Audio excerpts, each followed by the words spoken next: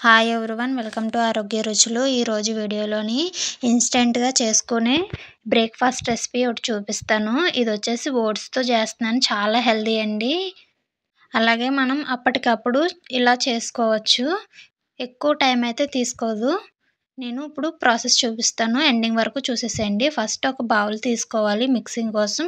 అందులోని ఒక 200 గ్రామ్స్ వరకు ఓట్స్ని అయితే వేసుకుంటున్నాను. మీ దగ్గర ఓట్స్ లేకపోతే అటుకులు నానబెట్టి కూడా తీసుకోవచ్చు. ఇప్పుడు ఇందులోని ఒక 200 గ్రాముల వరకు రాగి పిండిని కూడా వేసుకుంటున్నాను. సేమ్ క్వాంటిటీ అయితేని మెయింటెనెన్స్ చేయాలండి. ఇడ్లీ రవ్వ కూడాని 200 గ్రాములండి. ఇప్పుడు దీన్ని కడిగి శుభ్రం చేసుకొని వాటర్ అంతా కూడాని మొత్తం తీసేసుకొని వేసుకోవాలి.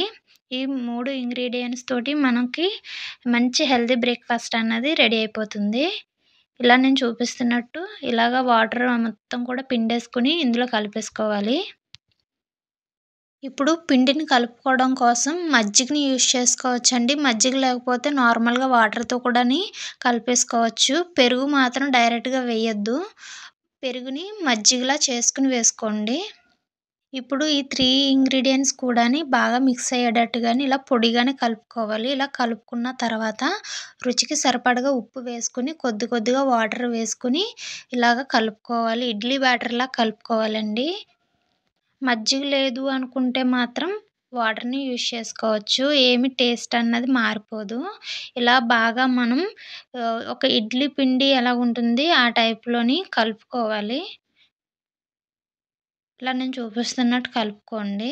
ఇలా కలుపుకున్న తర్వాత ఒక్క 10 నిమిషాలు మూత పెట్టుకుని పక్కకు ఉంచుకోవాలి.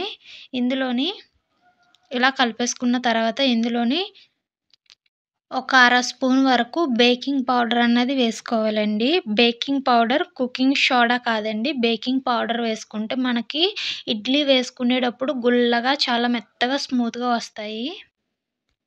ఇది కనుక స్కిప్ చేస్తే మీకు గట్టిగా వచ్చే ఛాన్స్ ఉంటుంది. ఇడ్లీ అయితే గట్టిగా వచ్చే ఛాన్స్ ఉంటుంది. ఇప్పుడు దీని మీద మూత పెట్టుకొని ఒక 10 నిమిషాల పాటు పక్కకు ఉంచుకోవాలి. 10 నిమిషాలైతే సరిపోతుంది. 10 నిమిషాల తర్వాత తీసి చూస్తే మనకి కొద్దిగా పొంగుంటుంది.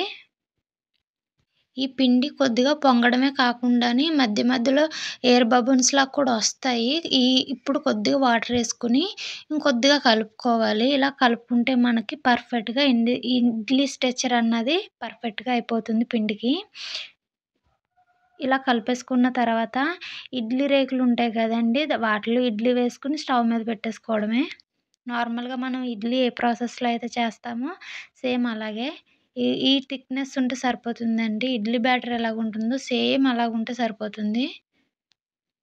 ఇప్పుడు ఇడ్లీ పాత్ర తీసుకొని అందులోని 1:30 వరకు వాటర్‌ని యాడ్ చేసుకోవాలి. 1:30 గ్లాస్ వరకు వాటర్‌ని యాడ్ చేసుకొని ఇలాగా రేకుల మీద ఇడ్లీలాగా వేసుకుంటే సరిపోతుంది. మీకు కావాలితే నేతిని కూడా అప్లై చేసుకోవచ్చు. లేదా ఆయిల్‌ని కూడా అప్లై చేసుకోవచ్చు.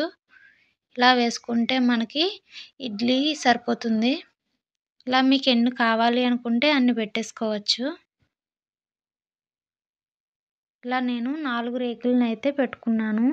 ఇప్పుడు దీని మీద మూత పెట్టుకొని స్టవ్ వెలిగించుకొని స్టవ్ మీద పెట్టుకొని ఇడ్లీలా కుక్ చేసుకోవడం. ఇలా చేస్తే మనకి జస్ట్ ఒక 8 నిమిషాల్లో ఇడ్లీ అన్నది ప్రిపేర్ అయిపోతుంది. అప్పటికప్పుడు ఈజీగా కలిపేసుకోవచ్చండి. అస్సలకి ఒక రోజు ముందు పప్పు నానబెట్టడం, రుబ్బడం అది ఏముండదు. ఇలాగా చేయడం వల్ల హెల్త్‌కి కూడా చాలా మంచిది. నాకైతేని పర్ఫెక్ట్‌గా ఉడికిపోయాయండి. ఇప్పుడు తీసి చూపిస్తాను మీకు. చాలా స్మూత్‌గా అయితే ఉంటాయి. ఎందుకంటే మనం బేకింగ్ పౌడర్ ఏసాం కాబట్టి స్మూత్‌గా వచ్చేస్తాయి. అలాగే ఓట్స్ అండ్ రాగి పిండి హెల్త్‌కి చాలా మంచిది. మీకు ఆ విషయం ఏం చెప్పాల్సిన అవసరం లేదు. హెల్త్‌కి చాలా మేలు చేస్తాయి. కాబట్టి ఇలా తీసుకోవడానికి ట్రై చేయండి. టేస్ట్ కూడా బాగానే ఉంటుంది. ఇలా సర్వింగ్ ప్లేట్‌లోకి తీసుకొని సర్వ్ చేసేసుకోవడమే. ఇలా ఇప్పుడు దీని మీద ఒక స్పూన్ వరకు నేతిని వేసుకొని మీకు నచ్చిన చట్నీతోటి తినొచ్చు. చాలా బాగుంటుందండి టేస్ట్. మీకు ఈ వీడియో నచ్చితే లైక్ చేయండి. అలాగే సబ్స్క్రైబ్ చేసుకోండి.